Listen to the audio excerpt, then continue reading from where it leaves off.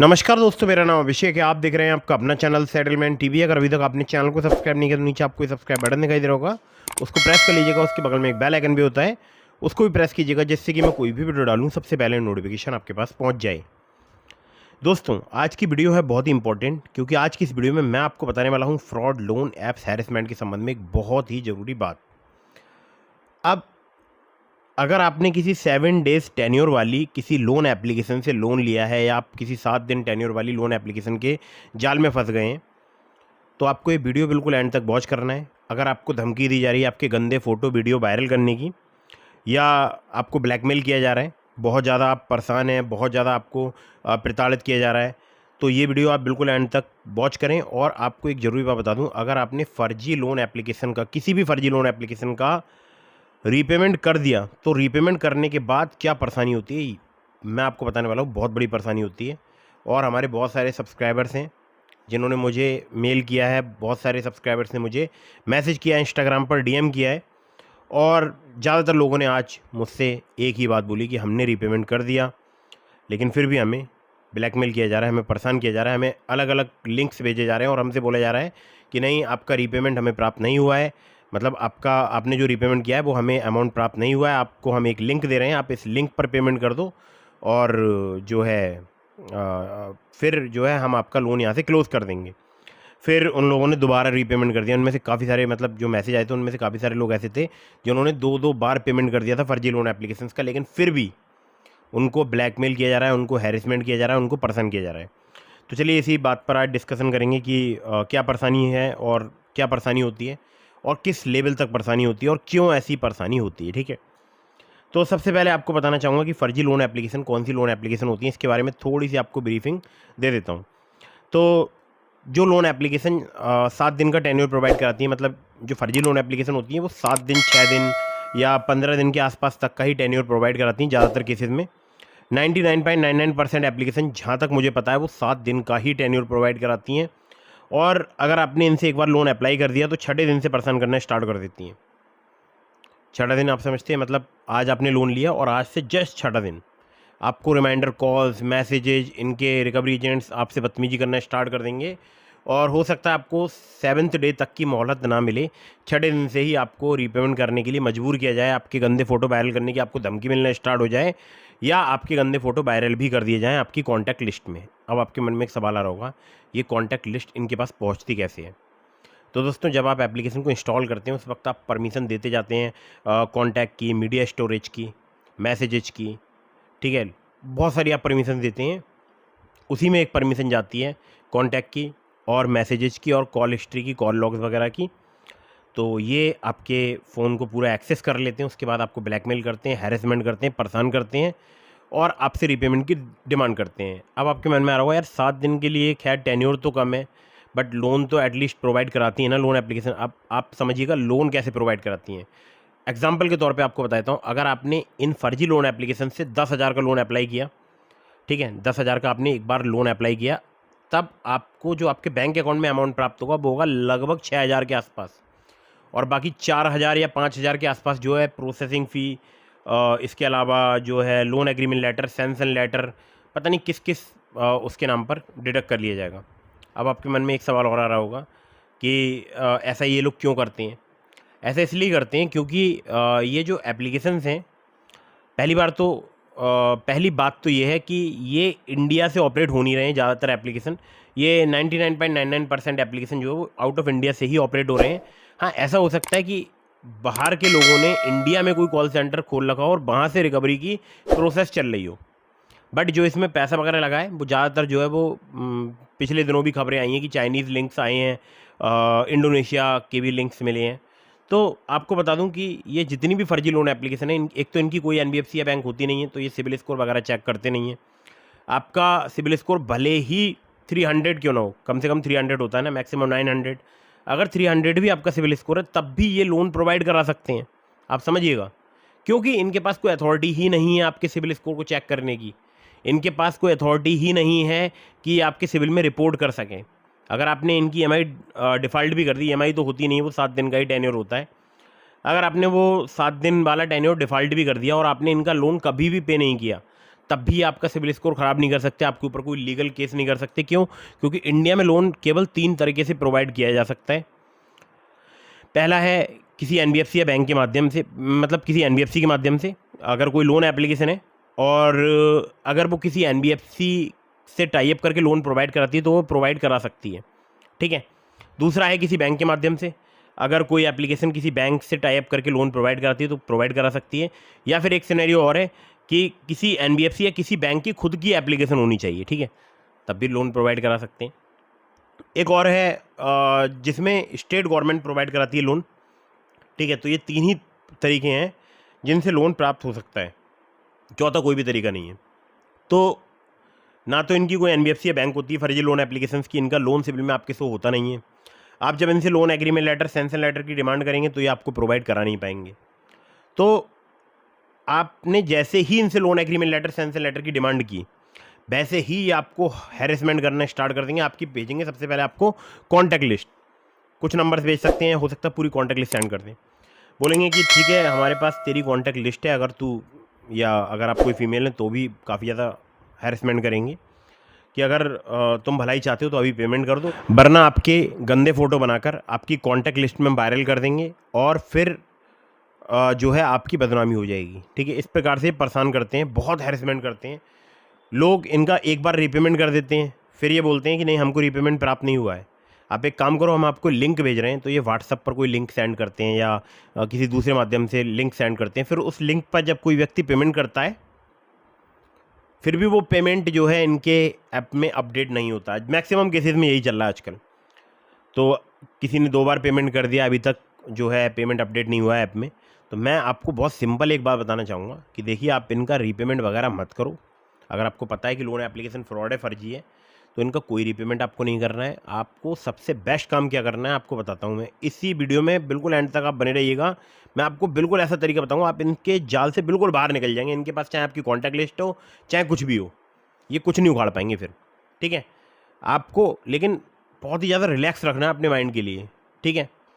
तो आपको जाना है सबसे पहले अपने नियर बाई पुलिस स्टेशन या near by cyber crime police station, वहाँ पर आपको करानी है कंप्लेंट रजिस्टर। अब मेरे पास बहुत सारे लोग कमेंट करते हैं कि यार वो कंप्लेंट रजिस्टर नहीं करते हैं साइबर क्राइम वाले, आप पूरी बात नहीं बताते हो वहाँ पर, इसलिए कंप्लेंट रजिस्टर नहीं होती है। और कल मेरे पास एक कमेंट आया था, साइबर क्राइम पुलिस ने बोला है कि आप रीपेमेंट कर दो और जो है उसके बाद वो परेशान नहीं करेंगे। तो मैंने उनका कमेंट का रिप्लाई दिया था कि देखो अगर आपको कोई भी साइबर क्राइम पुलिस स्टेशन में कोई भी वहाँ पर अधिकारी मौजूद हैं, अगर वो ऐसी कोई बात बोलते हैं तो आप उनसे, जो उच्च अधिकारी हैं, उनसे संपर्क कीजिए। उनको बताइए कि भाई ये जो बात बोल रहे हैं, अगर मैंने मान लीजिए पेमेंट कर दिया तो क्या ये गारंटी ले रहे हैं कि उसके बाद ये हैरेसमेंट नहीं करेंगे फर्जी लोन एप्लीकेशन वाले, या मेरी कॉन्टैक्ट लिस्ट में कॉल नहीं करेंगे, या मेरा फोटो वीडियो वायरल नहीं करेंगे, ठीक है। इतनी उनसे रिटर्न में स्टेटमेंट ले लो, वो नहीं देंगे स्टेटमेंट, ठीक है। तो आप जब तक उनको नहीं बताओगे तब तक उनको भी पता नहीं चलेगी कि आप कौन से जाल में फंसे हुए। आप उनको बताओ कि भाई जिस एप्लीकेशन से मैंने लोन लिया है वो इंडिया में लोन प्रोवाइड कराने के लिए जो है, मतलब उनके पास कोई भी लाइसेंस नहीं है। ना तो वो एनबीएफसी का लाइसेंस होल्ड करते हैं, ना किसी बैंक का लाइसेंस होल्ड करते हैं, और ना इनका किसी एनबीएफसी या किसी बैंक से टाई अप है, ना किसी स्टेट गवर्नमेंट की थ्रू लोन प्रोवाइड करा रहे हैं। तो जैसे ही आप ये बात बताएंगे तब उनको समझ में आएगी कि हाँ भाई आपके साथ में कोई फ्रॉड हो गया है। और कहना कि अगर मैंने रीपेमेंट कर भी दिया, मान लो 1% मैंने इनका रीपेमेंट कर दिया, तो क्या ये श्योरिटी है कि ये मेरे कॉन्टैक्ट लिस्ट में कॉल नहीं करेंगे, मेरे कॉन्टैक्ट लिस्ट में मेरे गंदे फोटो या वीडियो नहीं भेजेंगे?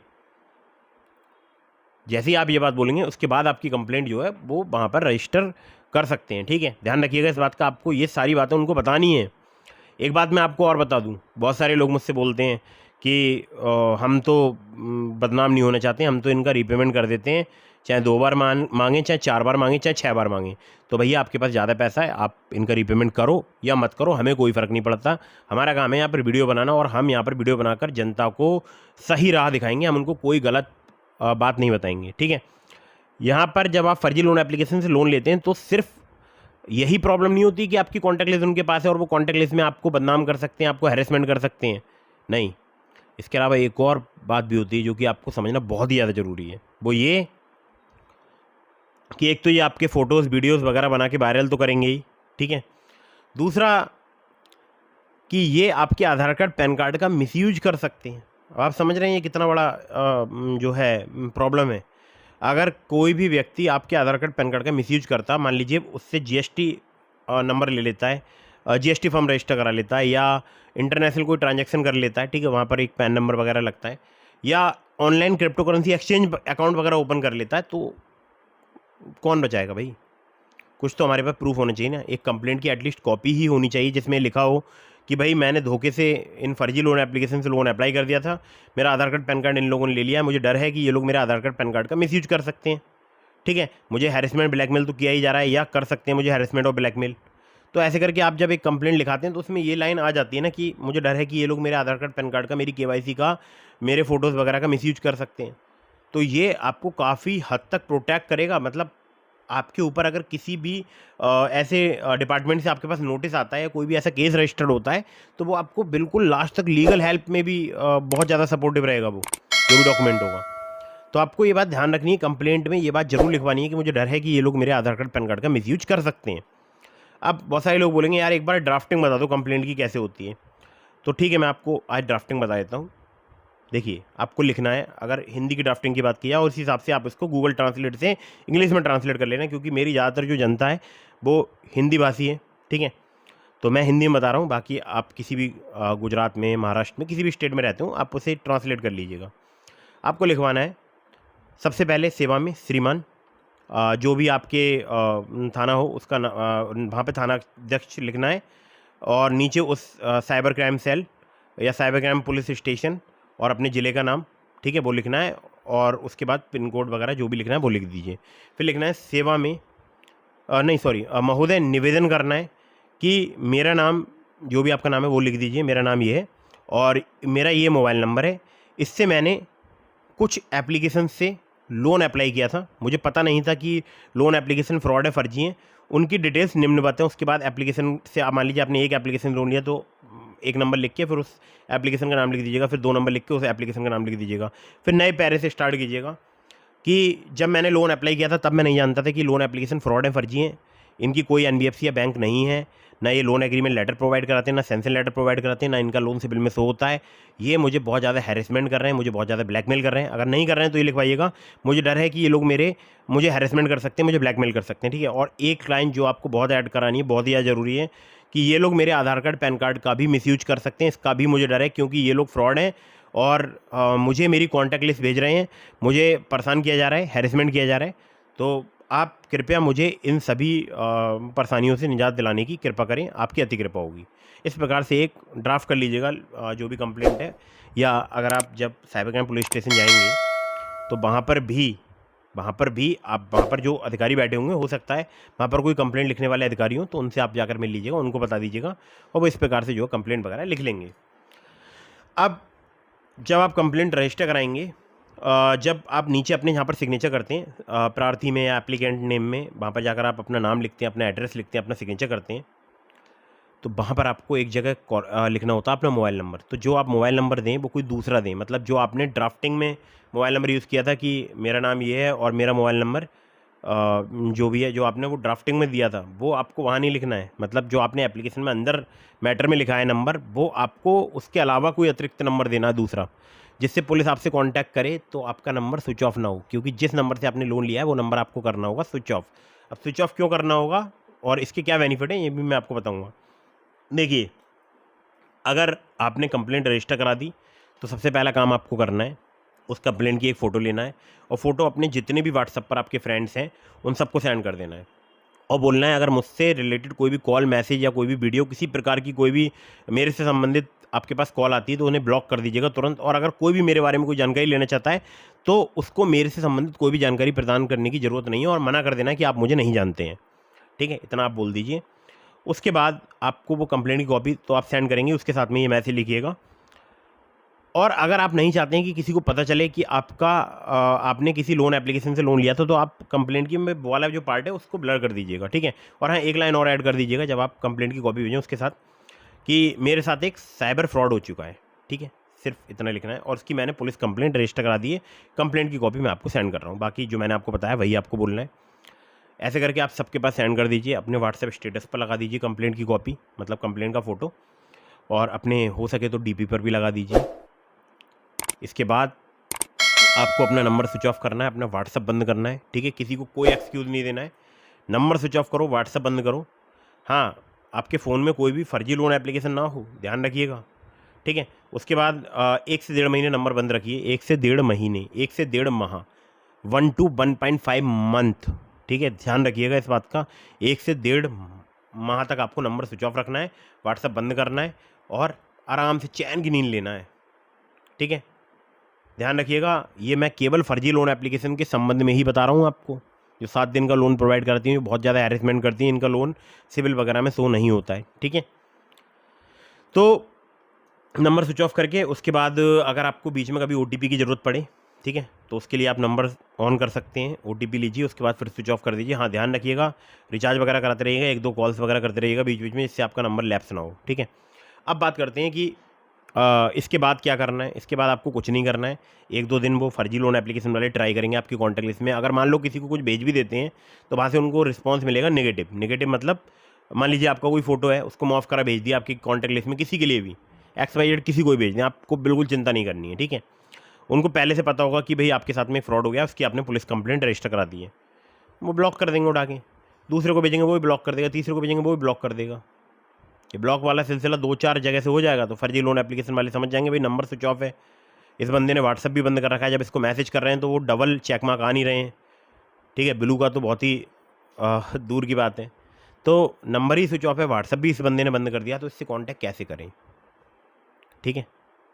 सिंपल आपको यही करना है। और अगर आपके फादर मदर के नंबर पर कोई भी मैसेज वगैरह आ रहा है तो उस पर थोड़ा सा निगरानी में रखिए अपनी, या उनको समझाइए बैठा के कि भाई मेरे साथ एक फ़्रॉड हो गया है, मेरे से संबंधित किसी प्रकार का कोई मैसेज वीडियो आता है आपके पास, उसे ब्लॉक कर दो, इग्नोर करो। अगर वो आपके आसपास रहते हैं तो उनका फ़ोन लेकर नंबर ब्लॉक करते जाओ, जिस नंबर से भी कॉल आए ब्लॉक करते चले जाओ, ठीक है। बस सिंपल यही उपाय है और कोई टेंशन आपको नहीं लेनी है, कोई इनका रीपेमेंट नहीं करना है। 7 दिन वाली फर्जी लोन एप्लीकेशंस का इनसे आपको बचकर रहना है। और अगर आपने रीपेमेंट कर दिया तो उसके कॉन्सिक्वेंसेस क्या होंगे वो मैं आपको बता ही चुका हूँ वीडियो में, ठीक है।